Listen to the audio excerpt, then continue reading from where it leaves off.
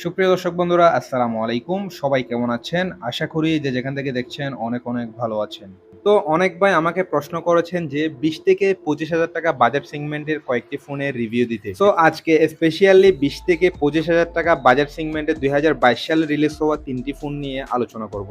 So যারা কিনা ২০ থেকে ৳২৫,০০০ বাজেট সেগমেন্টের গুড লুকিং এর ডিজাইনের ফোন হতে হবে, ভালো গেমিং পারফরম্যান্স পাওয়া যাবে এবং এর ডিসপ্লের কোয়ালিটিও যথেষ্ট ভালো হতে হবে। এই ধরনের একটি স্মার্টফোন কিনতে যাচ্ছেন তাদের জন্য আজকের এই ভিডিওটি অনেকটাই হেল্পফুল হতে যাচ্ছে। সো তার আগে বলব যারা আমাদের চ্যানেলে নতুন রয়েছেন এখনই সাবস্ক্রাইব করে আমাদের পরিবারের একজন হয়ে থাকুন। আর যারা অলরেডি সাবস্ক্রাইব করে রেখেছেন তাদেরকে অসংখ্য, অসংখ্য ধন্যবাদ। সো দর্শক বন্ধুরা ভিডিওটি শেষ পর্যন্ত দেখতেই থাকুন।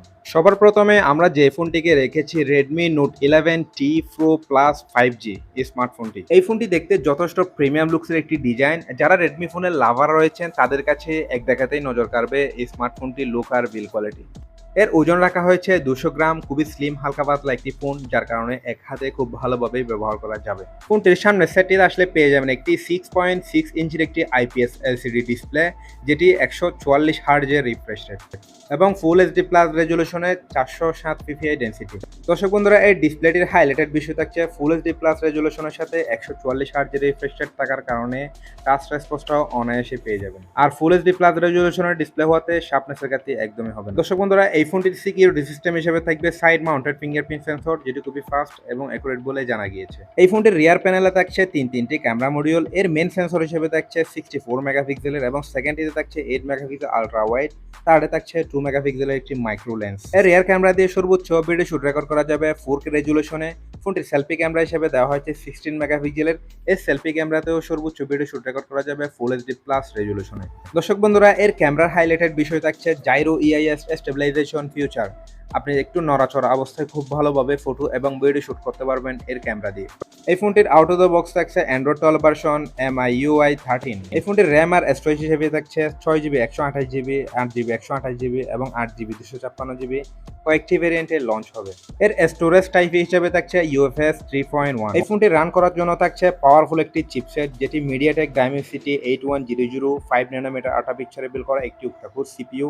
আর জিপিইউ হিসেবে থাকছে মালি G610 MC6। দর্শক বন্ধুরা এই প্রসেসরটির সাথে আমরা অনেকেই পরিচিত। এখানে যত ধরনের হেভি গেম রয়েছে PUBG, free fire, Asphalt 9, call of duty এই ধরনের গেমগুলো অনায়াসে খেলা যাবে এই প্রসেসরটির সাথে। তো দর্শক বন্ধুরা এই ফোনের সবচেয়ে বেশি পারফরমেন্স পেয়ে যাবেন এর প্রসেসরের সেকশনটাতে। আর এই ফোনে গেমিং করার সময় কোনো ধরনের হিটিং ইস্যু, ল্যাগ বা ফ্যান্টম লক্ষ্য করবেন না, এটা আমি শিওর হয়ে বললাম। আর এই ফোনটির মেন জিনিস হিসেবে থাকছে, মেন জিনিস বলতে এই ফোনটির ব্যাটারি সেকশনে থাকছে 5080 mAh এর একটি বিগ ব্যাটারি, সাথে 67 ওয়াটের একটি ফাস্ট চার্জার। অবশ্যই এখানে পাওয়ারফুল একটি চিপসেট থাকার কারণে অনায়াসে একদিন প্লাস ব্যাটারি ব্যাকআপটিও পেয়ে যাবেন এই ফোনে। তো দর্শক বন্ধুরা এই ফোনটি অলরেডি অফিসিয়ালি ভাবে অ্যাভেলেবেল বাংলাদেশ মার্কেটে লঞ্চ হয়ে গিয়েছে। এই ফোনটি অফিসিয়ালি ভাবে দাম রাখা হয়েছে 23,999 টাকা, 8GB 128GB ভেরিয়েন্ট। আর আপনি যদি অফিসিয়ালি নিতে চান তাহলে 20 থেকে 21,000 টাকা বাজেট সেগমেন্টেই পেয়ে যাবেন 8GB 128GB ভেরিয়েন্ট। তো দর্শক বন্ধুরা 2 নম্বরে আমরা যে ফোনটিকে রেখেছি Realme Q5 সিরিজের নতুন আরেকটি স্মার্টফোন। এই ফোনটি অলরেডি চায়নার বাজারে লঞ্চ হয়ে গিয়েছে, খুব শীঘ্রই বাংলাদেশ মার্কেটেও পেয়ে যাবেন অ্যাভেলেবেল। ফোনটি দেখতে যথেষ্ট চমৎকার একটি ডিজাইন। এই ফোনটি কয়েকটি কালারে পেয়ে যাবেন, ব্ল্যাক, ইয়েলো, হোয়াইট।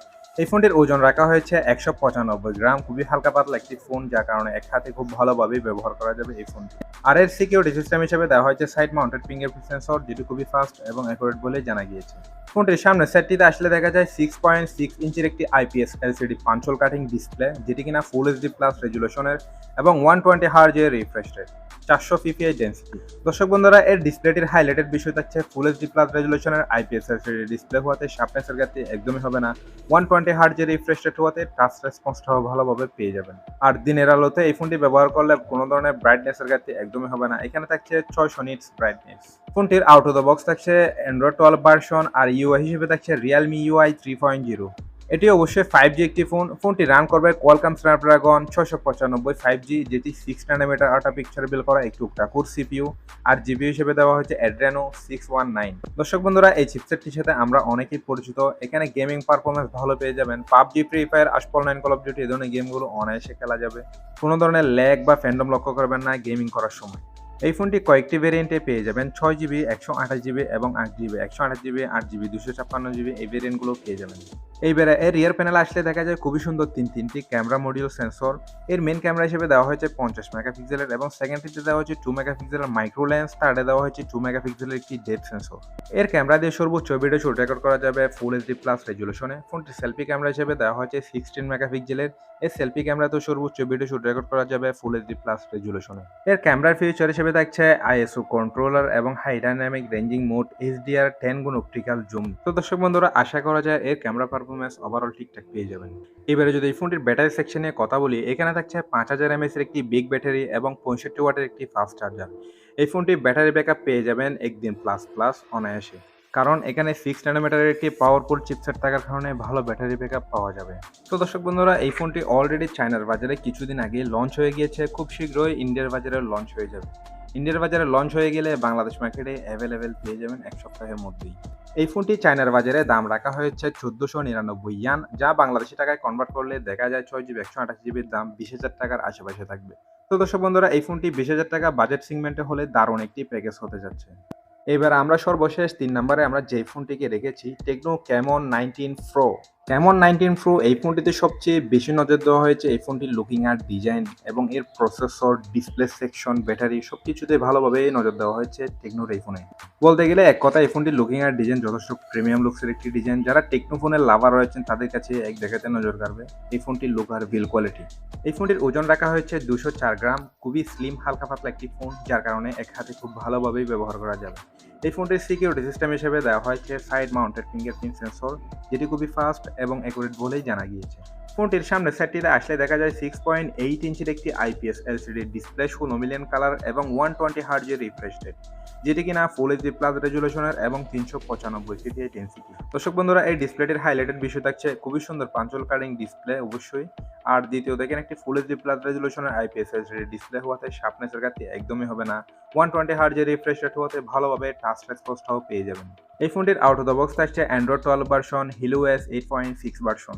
ফোনটি রান করবে MediaTek Helio G96, 12 nanometre ultra picture reveal করা একটু অক্টাকোর সিপিইউ।